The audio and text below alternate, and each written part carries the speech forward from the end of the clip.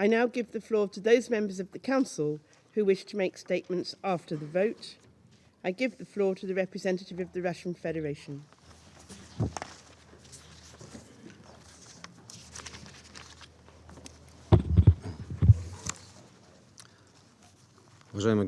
Madam President, the Russian Federation was compelled to abstain during the vote on the draft Security Council resolution for the extension of sanctions against Somalia.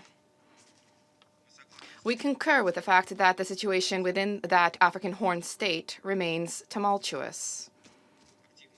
We actively contributed to efforts for identification and clarification of the provisions of the Somali arms embargo.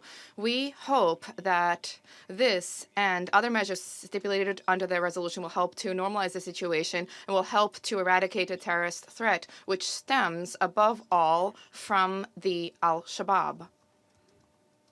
At the same time, we continue to remain concerned regarding some of the wording in the resolution.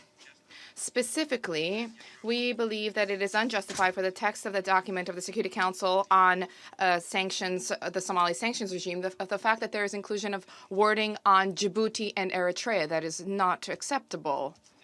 We wish to recall the following. Last year, together with you, we lifted restrictions from Eritrea, and the situation regarding Asmara and Djibouti does not pose a threat to international peace and security. Resolution of the outstanding issues between the countries lies in the realm of bilateral diplomacy. We also regret the fact that the sponsors sought to overburden the document with instructions on the human rights theme. Once again, we reiterate that this is not within the direct purview, neither of the Security Council nor of the Somalia Sanctions Committee. To discuss these matters, there are a specific body, that is the Human Rights Council of the United Nations. Once again, we call for there to be adherence to the division of labor.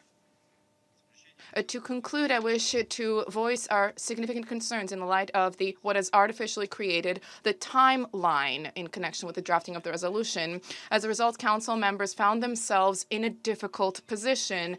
It was important, this document had to be agreed upon in an oral regime. And this, despite the fact that it underwent significant substantive changes as compared to last year's text. Our delegations spared no effort to maintain the consensus support for this document, which is of such critical importance for our Somali friends. We deeply regret the fact that this was not heeded.